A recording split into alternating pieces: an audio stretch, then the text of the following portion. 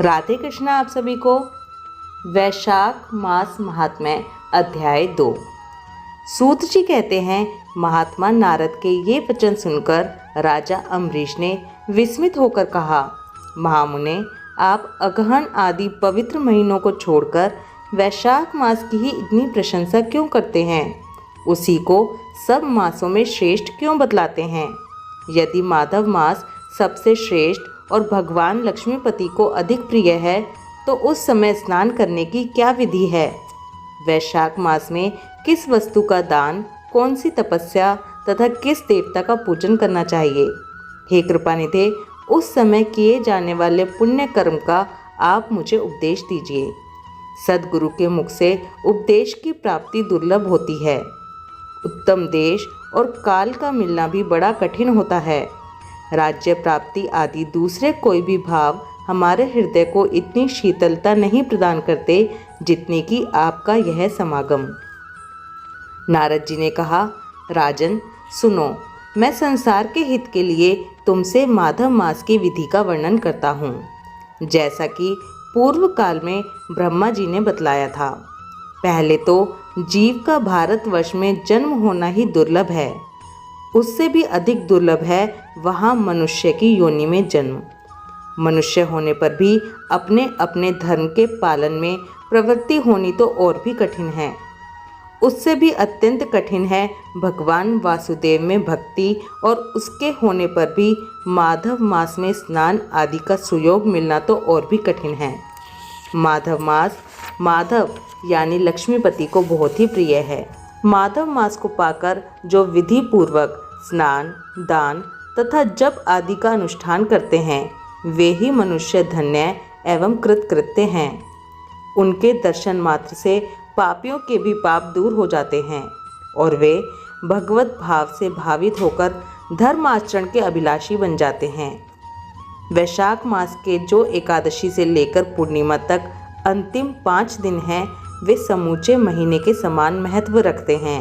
हे राजन, जिन लोगों ने वैशाख मास में भांति भांति के उपचारों द्वारा मधु राक्षस के मारने वाले भगवान लक्ष्मीपति का पूजन कर लिया, उन्होंने अपने जन्म का फल पा लिया। भला कौन सी ऐसी अत्यंत दुर्लभ वस्तु है जो वैशाख के स्नान तथा विधि पूर्वक भगवान के पूजन से नहीं प्राप्त होती?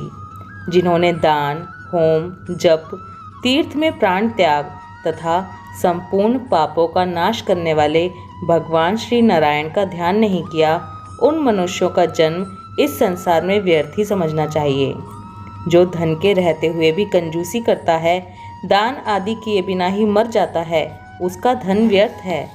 हे राजन, उत्तम कुल में जन्म, अच्छी मृत्यु, श्रेष्ठ भोग, सुख, सदा दान करने में अधिक प्रसन्नता, उदारता तथा उत्तम धैर्य, ये सब कुछ भगवान श्री विष्णु की कृपा से ही प्राप्त होते हैं। महात्मा नारायण के अनुग्रह से ही मनोवांछित सिद्धियां मिलती हैं। जो कार्तिक में, माघ में तथा माधव को प्रिय लगने वाले वैशाख मास में स्नान करके मधुहंता लक्ष्मीपति दामोदर की विशेष विधि के साथ भक्ति पूर्वक पूजा करता है और अपनी शक्ति के अनुसार दान देता है, वह मनुष्य इस लोक का सुख भोग कर अंत में श्री हरि के पद को प्राप्त होता है। हे राजन, जैसे सूर्य उदय होने पर अंधकार नष्ट हो जाता है, उसी प्रकार वैशाख मास में सुबह स्नान करने से अनेक जन्मों की उपार्जित पाप राशि नष्ट हो जाती है। यह बात ब्रह्मा जी ने मुझे बताई थी। भगवान श्री विष्णु ने माधव मास की महिमा का विशेष प्रचार किया है। अतः इस महीने के आने पर मनुष्यों को पवित्र करने वाली पुण्य जल से परिपूर्ण गंगा तीर्थ, नर्मदा तीर्थ, यमुना तीर्थ या सरस्वती तीर्थ में सूर्य उदय के पहले स्नान करके भगवान मुकुंद की पूजा करनी चाहिए।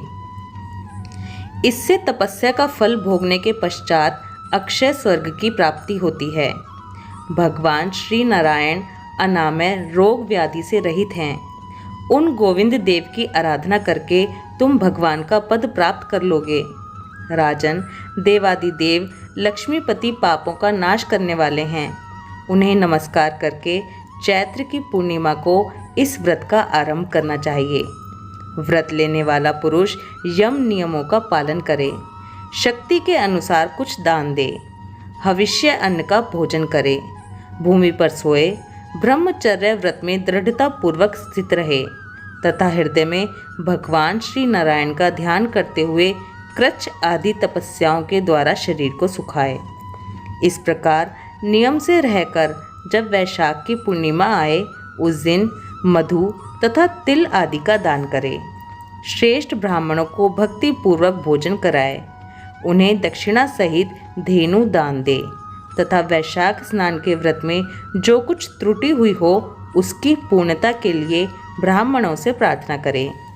हे राजन, जिस प्रकार लक्ष्मी जी जगदीश्वर माधव की प्रिया हैं, उसी प्रकार माधव मास भी मधुसूदन को बहुत ही प्रिय है।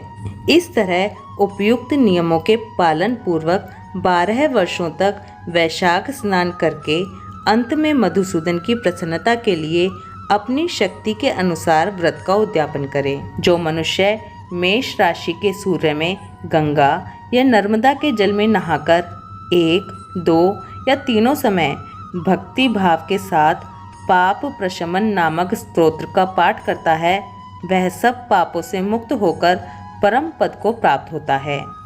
अम्बरीश, पूर्व काल में ब्रह्मा जी के मुख से मैंने जो कुछ सुना था वह सब वैशाख मास का महात्म्य तुम्हें बता दिया। वैशाख मास महात्म्य अध्याय 2 समाप्त। आज हमने सुना कि नारद मुनि ने कैसे हमें समझाया कि भारतवर्ष में जन्म लेना कितना कठिन है और उसके बाद भी मनुष्य का जन्म मिलना तो और भी कठिन है। मनुष्य का जन्म मिलने के बाद भी अगर हम भगवान की भक्ति ना कर सके तो हमारा मनुष्य का जन्म लेना व्यर्थ है। इसलिए भगवान का नाम लेते रहिए और दूसरों को भी प्रेरित करते रहिए। नारद मुनि ने जिस पाप प्रशमन स्तोत्र का पाठ करने के लिए बताया, उस पाप प्रशमन स्तोत्र को हम कल के अध्याय में सुनेंगे। ओम माधवाय नमः। राधे कृष्णा।